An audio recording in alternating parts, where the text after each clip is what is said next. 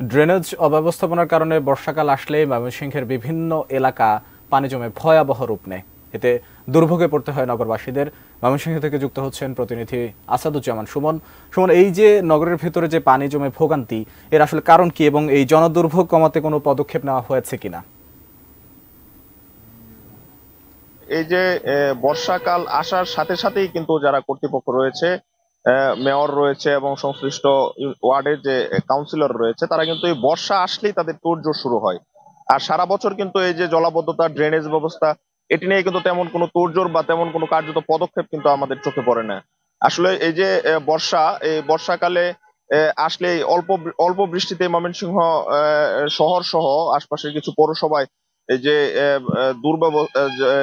পানির যে মানুষের ঘরে উঠে উঠে পড়ে, তারপরে যে মানুষের যে নাগরিক দুর্ভোগ, সেটা কিন্তু আসলে ভয়াবহ রূপ ধারণ করে। আমি আপনাদেরকে এই যে এটিএন নিউজের মাধ্যমে ফুটেজ পাঠিয়েছি, আপনি দেখতে পারবেন যে এই যে মানুষের ঘরের ভেতরে পানি, সামান্য বৃষ্টিতেই মানুষ নির্ঘুম রাত পার করা, এটি কিন্তু খুবই দুর্ভোগের একটি বিষয়।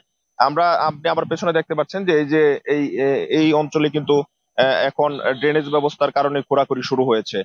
তো আরেকটি বিষয়, যারা কর্তৃপক্ষ রয়েছে তারা আমাদেরকে জানিয়েছেন যে আসলে মানুষের যে সাধারণ যারা নাগরিক রয়েছে, তাদের কিছু অবহেলার কারণে কিন্তু আহ, এই যে জলাবদ্ধতা সেটি কিন্তু হয়ে থাকে।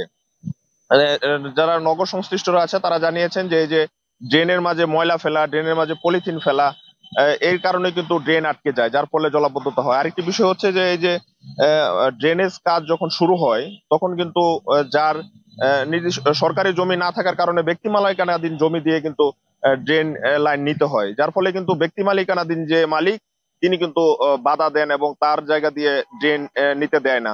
যার ফলে কিন্তু যারা এই যে নগর পরিকল্পনার সাথে জড়িত আছেন এবং পৌরসভার কাজ যারা করছেন, তারা কিন্তু একটি সমস্যার সম্মুখীন হয়, যার ফলে কিন্তু তারা আমাদেরকে জানিয়েছেন যে ড্রেনেজ ব্যবস্থাটা তাদের যথাযথভাবে করা যাচ্ছে না। এই যে আমি যেখানে দাঁড়িয়ে আছি, এখানে আমার পিছনের দিকে কিন্তু এই যে একটা অঞ্চল রয়েছে, সেই অঞ্চলে সামান্য বৃষ্টিতেই মানুষের ঘরে পানি ঢুকে পড়ে, যার ফলে কিন্তু মানুষের দুর্ভোগ অনেক বেশি হয়। আমরা এই যে ওয়ার্ডের সংশ্লিষ্ট কমিশনারের সাথে কথা হয়েছে এবং এখানকার যে স্থানীয় সংসদ সদস্য, তার সাথে কথা হয়েছে, তিনি আমাদেরকে জানিয়েছেন যে এই অঞ্চলটুকু জলাবদ্ধতা নিরসনের জন্য তারা কাজ করছেন।